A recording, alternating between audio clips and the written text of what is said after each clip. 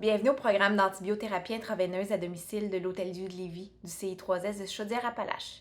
Je suis Émilie Tremblay-Lemieux, pharmacienne ici en médecine de jour. Ce programme a été créé pour que vous puissiez recevoir le traitement intraveineux approprié à votre diagnostic en évitant des hospitalisations ou encore des séjours prolongés à l'hôpital. Divers intervenants composent l'équipe du programme: infectiologues, personnel infirmier, pharmaciens, préposés aux bénéficiaires ainsi que des agents administratifs.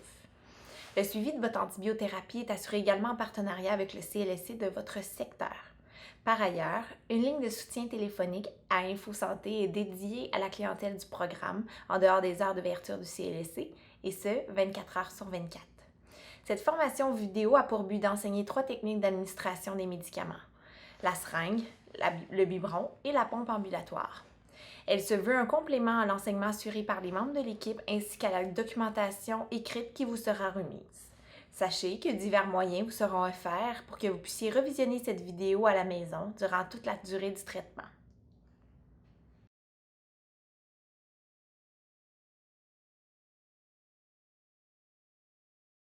Le cathéter intraveineux est court, mince et flexible.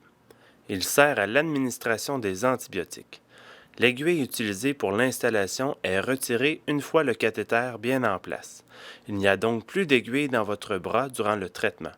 Les antibiotiques sont connectés à votre cathéter par un système d'embouts qui se vissent l'un dans l'autre.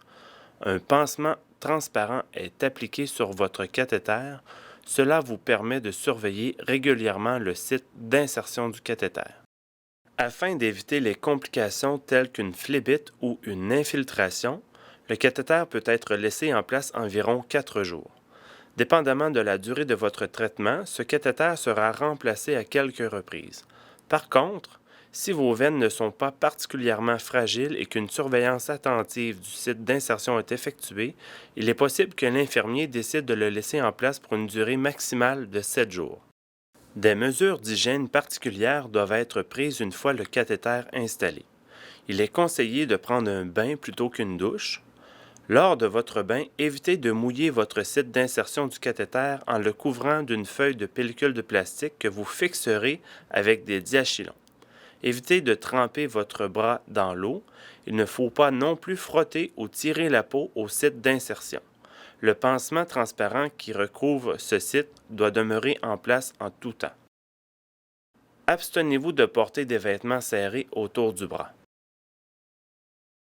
Vous ne devez pas soulever des charges supérieures à 9 kg ou 20 livres. Les contacts brusques avec autrui ou encore les sports de contact sont à éviter durant votre traitement. Faites attention de ne pas effectuer des travaux qui pourraient infecter votre bras ou encore de travailler avec des ciseaux près du cathéter. Avant chaque dose, vérifiez le bras où est inséré le cathéter. Les symptômes à surveiller sont les suivants: douleur ou inconfort au site d'insertion du cathéter ou au niveau de votre bras, rougeur ou chaleur au niveau de la veine ou le long du trajet de la veine, gonflement au site d'insertion du cathéter ou augmentation de la grosseur de votre bras, écoulement au site d'insertion. Si un de ces symptômes est présent, contactez l'infirmière du CLSC ou InfoSanté avant l'administration de votre antibiotique. 2 fois par jour, prenez votre température buccale en plaçant le thermomètre sous votre langue et près de vos molaires. Avant de prendre votre température, attendez au moins 20 minutes après avoir mangé, bu des liquides froids ou chauds, mâché de la gomme ou fumé. Il est également important de prendre votre température si vous présentez des frissons ou autres symptômes inhabituels. Si votre température buccale est à plus de 38 Celsius ou 100,4 Fahrenheit, mais inférieure à 38,5 ou 101,3 Fahrenheit, prenez de l'acétaminophène et répétez la dose aux 4 heures si besoin. La température buccale doit être reprise aux 4 heures durant l'utilisation d'acétaminophène. Si votre température buccale est à 38,5 ou plus, mais ne dépasse pas 39 degrés Celsius ou 102,2 Fahrenheit, prenez de l'acétaminophène et répétez aux 4 heures s'il s'agit du premier jour de votre traitement antibiotique intraveineux.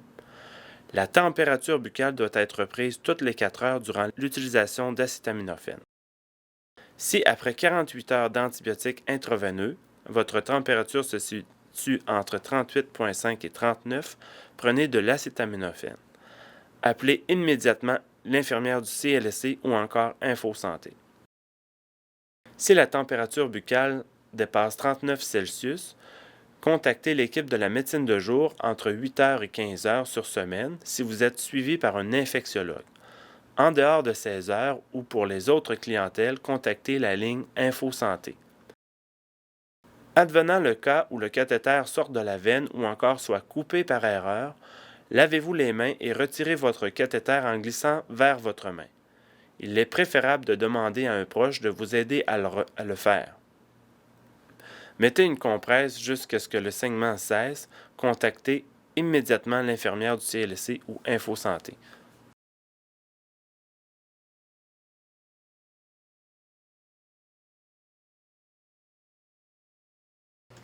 La pompe ambulatoire sert à l'administration des antibiotiques intraveineux à domicile. Portée 24 heures sur 24 au moyen d'un sac de transport à ceinture, elle permet l'administration des doses d'antibiotiques plusieurs fois par jour de façon autonome. La pompe est programmée par l'équipe de la médecine de jour selon les particularités du traitement qui vous est prescrit. Les doses antibiotiques sont contenues dans un sac de soluté. Un sac contient toutes les doses d'antibiotiques nécessaires pour 24 heures. Le changement de sac doit être fait une fois par jour. Il peut être fait par le CLSC ou par vous-même si vous êtes à l'aise de le faire. Une deuxième partie du vidéo vous expliquera comment faire le changement de sac. L'équipe vous mentionnera l'heure à laquelle votre sac doit être remplacé. Une tubulure connecte le sac d'antibiotiques à la pompe. Celle-ci doit être changée régulièrement au CLSC et ce, peu importe si vous faites vous-même le changement de sac ou non. On vous indiquera les dates auxquelles la tubulure devra être remplacée. Les sacs d'antibiotiques seront disponibles à votre pharmacie habituelle, au même titre que les autres médicaments que vous prenez. Le pharmacien de l'équipe s'occupera de commander la quantité d'antibiotiques nécessaire jusqu'à votre prochain rendez-vous de suivi avec le médecin. Selon la région où vous habitez, il peut y avoir un délai entre le moment où l'antibiotique est commencé et la disponibilité de celui-ci à votre pharmacie, car la préparation est faite par un centre spécialisé en produits stériles. Il se peut que l'hôpital vous fournisse quelques sacs, selon ce délai. On vous mentionnera à quel moment aller récupérer vos antibiotiques à la pharmacie. Selon la situation, la Régie d'assurance maladie du Québec ou votre assurance privée vous remboursera en partie les frais pour le médicament. À moins d'un avis contraire de votre pharmacien, les sacs d'antibiotiques doivent être conservés en tout temps au réfrigérateur. Ils doivent être sortis 1 heure avant le changement de sac et placés sur un comptoir propre à température pièce. La majorité des antibiotiques est administrée avec la pompe CAD Legacy, celle servant de démonstration pour cette vidéo. Toutefois, selon l'antibiotique prescrit, il est possible que vous receviez une pompe différente, soit la CAD Prism ou la CAD Solis VIP. Si tel est votre cas, on vous précisera les particularités de la pompe, bien que leur fonctionnement soit similaire à celui de la CAD Legacy. Passons maintenant aux fonctionnalités de la pompe. Sachez qu'il est impossible d'en changer la programmation en touchant au clavier accidentellement, car celle-ci est verrouillée. La pompe ambulatoire doit normalement toujours être en marche, sauf lors des changements de sac. Entre les doses, à chaque heure, un débit minimal est injecté par la pompe pour garder le cathéter perméable. Pour savoir si la pompe fonctionne, il suffit de regarder l'écran pour connaître son statut. Elle est actuellement en mode arrêt. Pour la démarrer, il faut maintenir la touche arrêt-marche enfoncée. 3 tirets apparaissent à l'écran, puis s'effacent un par un. Vous entendez aussi 4 bips sonores. Lorsque le dernier tiret disparaît, après le dernier bip, il faut relâcher la touche arrêt-marche. La pompe se met en marche après que le paramètre de programmation est défilé à l'écran. Le volume résiduel qui y apparaît est la quantité d'antibiotiques en millilitres qui reste dans le sac. Pour arrêter la pompe, pour faire un changement de sac par exemple, il faut également appuyer sur la touche arrêt-marche et la maintenir enfoncée jusqu'à ce que les 3 tirets apparaissent à l'écran et que les 4 bips sonores se soient fait entendre. Si la pompe est maintenue en mode arrêt, une alarme de 3 bips sonores toutes les 5 minutes se fera entendre. Il suffit de la remettre en marche le plus tôt possible. Sachez qu'en cas de réaction allergique, de malaise ou de problème avec le cathéter, la pompe peut être arrêtée en tout temps, même lorsqu'une dose est en cours. Lorsque la pompe est remise en marche, le reste de la dose interrompue est administré. L'heure de la dose suivante est décalée automatiquement selon le temps d'arrêt de la pompe. Si la pompe est arrêtée en 2 doses, il n'y a pas de décalage dans l'horaire d'administration. Il est très important que le sac d'antibiotiques soit changé entre les heures spécifiées par l'équipe de médecine de jour. Chaque sac contient un petit volume supplémentaire de sorte qu'il ne soit jamais vide lors du changement. En cas d'oubli, une alarme de 3 bips sonores se fera entendre avec mention de volume résiduel bas à l'écran. C'est signe qu'il reste moins de 5 ml dans le sac et que le changement doit être fait avant l'heure de la prochaine administration. Pour éteindre l'alarme, il suffit d'appuyer sur la touche arrêt-marche et de faire le changement de sac avant la prochaine dose. Une alarme continue se fait entendre si le sac d'antibiotiques est complètement vide. L'écran porte la mention « volume résiduel vide ». Il faut alors mettre la pompe en mode arrêt et procéder au changement de sac immédiatement ou attendre la visite du CLSC. Si le changement de sac est fait entre les heures qu'on vous mentionne, il est peu probable que vous entendiez cette alarme. La pompe ambulatoire est munie d'un capteur pour vérifier la présence d'une résistance à la perfusion de l'antibiotique. Une alarme haute pression se fait entendre lorsque la tubulure est pliée, coincée ou entortillée, ou encore lorsque le cathéter est bloqué. Appuyez sur la touche arrêt-marche pour arrêter l'alarme et procéder à une inspection de la tubulure. Vérifiez également si les clampes de la tubulure et de votre cathéter sont en position ouverte. Après avoir procédé à l'inspection et que vous pensez avoir réglé le problème, redémarrez la pompe. Si le problème persiste, contactez le CLSC ou Info Santé. La pompe fonctionne avec des piles 2A. Leur durée d'utilisation est d'environ 4 jours. L'infirmière du CLSC s'occupe généralement de les remplacer. Si vous aviez à les remplacer vous-même, une paire de rechange est incluse dans votre sac de transport. Pour ce faire, arrêtez la pompe et retournez-la face contre table. Appuyez sur le bouton fléché de la porte du compartiment et faites-la glisser en maintenant une pression. Retirez les piles usagées et remplacez-les par les neuves. Suivez les instructions pour bien orienter les piles dans le compartiment. Si la pompe doit être arrêtée pour une longue période, enlevez les piles car elles risquent de couler à l'intérieur de la pompe et l'abîmer. Si les piles ne sont pas remplacées à temps, vous entendrez une alarme de 3 bips sonores si les piles sont faibles ou une alarme continue si les piles sont complètement déchargées.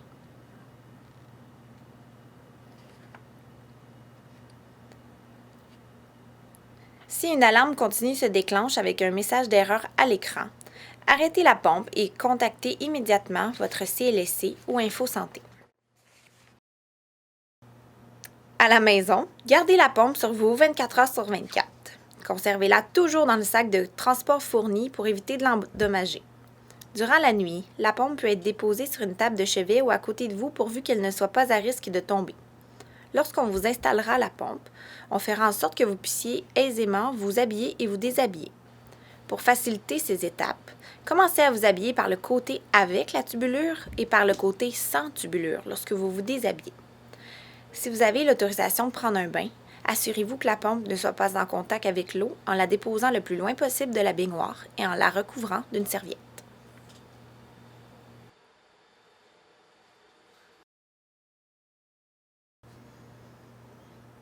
Le changement de sac d'antibiotiques se fait généralement une fois par jour. Il faut attendre la fin de la dernière dose avant de procéder. On vous indiquera à quelle heure celui-ci doit être fait. Sortez le sac d'antibiotiques 1 heure avant le changement prévu et laissez-le sur un comptoir à température pièce, à l'abri du soleil. Le sac ne doit pas être réchauffé au micro-ondes ni dans l'eau chaude. Vérifiez que le sac d'antibiotiques soit bien étiqueté à votre nom et vérifiez qu'il n'y ait pas de particules, de bulles d'air ou de bris sur le sac. Si tel est le cas, prenez un autre sac d'antibiotiques et avisez votre pharmacien. Choisissez un endroit calme pour faire le changement de sac. Évitez de parler, souffler ou tousser vers le matériel que vous placerez sur votre surface de travail. Si vous avez des animaux domestiques, assurez-vous qu'ils ne soient pas dans la même pièce que vous. Nettoyez votre surface de travail avec un désinfectant tout usage. Lavez-vous les mains en profondeur durant au moins 30 secondes. Déposez votre matériel sur la surface de travail. Assurez-vous d'avoir tout ce qui est nécessaire à portée de main avant de faire le changement de sac. Vérifiez le site d'insertion de votre cathéter. Si vous ressentez de la douleur ou un inconfort lié à votre cathéter, de la rougeur ou de la chaleur au site d'insertion ou le long de la veine, un gonflement au site d'insertion, la présence d'un écoulement ou une mauvaise odeur, arrêtez la pompe et contactez l'infirmier du CLSC ou InfoSanté. Si aucun de ces signes ou symptômes n'est présent, vous pouvez procéder au changement de votre sac. Arrêtez la pompe. Enlevez le capuchon du nouveau sac d'antibiotiques. Selon la compagnie utilisée, il peut être blanc ou bleu. Les prochaines étapes devront être exécutées rapidement pour préserver la stérilité du matériel. Déposez le nouveau sac sur la pompe de manière à ce que l'embout ne touche à rien. Retirez la tubulure du sac vide en tenant fermement entre le pouce et l'index la partie de la tubulure située près des ailerons blancs. Il ne faut pas toucher la fiche perforante en changeant le sac. Insérez la fiche perforante dans l'embout du nouveau sac d'antibiotiques. La fiche perforante doit être entrée profondément dans l'embout du sac afin de percer la membrane de plastique. Faites attention de ne pas perforer le sac. Insérez la fiche perforante jusqu'à la marque située à environ 5 mm de l'extrémité, telle que montrée ici. Appuyez sur le bouton suivant. Vous verrez apparaître le volume résiduel du sac à l'écran. Il s'agit du volume restant dans le sac lorsque vous procédez au changement. Appuyez ensuite sur la touche « Entrée rase » pour réinitialiser le volume du sac neuf. Ce volume en question vous sera transmis par l'équipe au moment de l'installation de la pompe. Remettez la pompe en marche. Le sac de transport qui vous est prêté avec la pompe est spécifiquement conçu pour celle-ci. Il est primordial d'y porter une attention particulière. Plusieurs velcros servent à maintenir le sac d'antibiotiques et la pompe en place.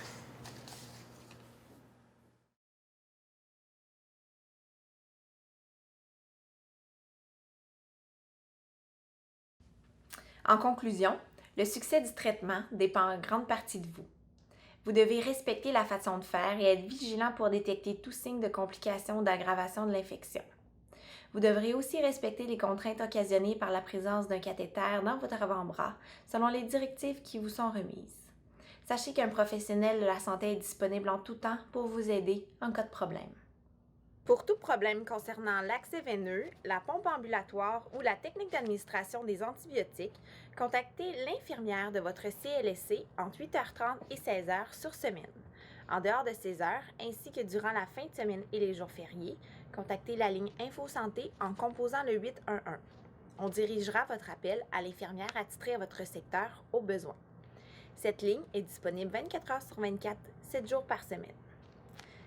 Si vous présentez de la fièvre inférieure à 39 degrés Celsius, référez-vous à la documentation écrite portant sur l'entretien du cathéter qui vous sera remise. Si vous avez de la fièvre supérieure à 39 degrés Celsius ou encore de la diarrhée atteignant 4 selles liquides et plus par 24 heures, avec une atteinte de votre état général, téléphonez en médecine de jour entre 8h et 15h sur semaine. En dehors de ces heures, communiquez avec InfoSanté. En cas d'éruption cutanée légère ou question concernant l'approvisionnement en antibiotiques, communiquez avec l'équipe de la médecine de jour. Des rougeurs importantes et des démangeaisons sur tout le corps, une enflure de la langue ou des lèvres et de la difficulté à respirer nécessitent une visite immédiate à l'urgence la plus près. Cessez l'administration de l'antibiotique ou encore arrêtez la pompe selon votre cas. Vous devez aussi vous présenter à l'urgence si votre cathéter PICC-Line est sorti complètement de votre veine ou s'il est coupé par erreur. Merci de votre attention et à bientôt!